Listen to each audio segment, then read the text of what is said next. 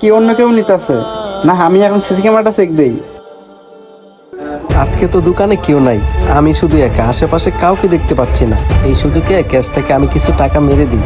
যাই, টাকাটা এখন পকেটে ভরে আমি যাই আমার কাজ করতে থাকি, মহাজন বুঝতেই পারবে না।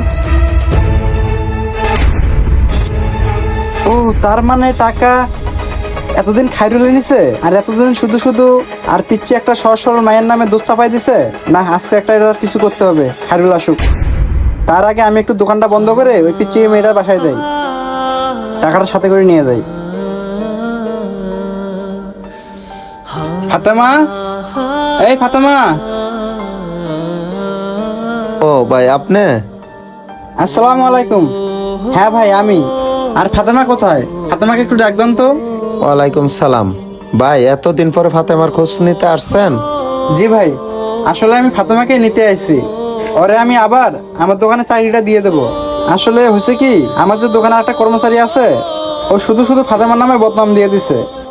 কি বললেন ভাই? অন্যায় হয়ে গেছে।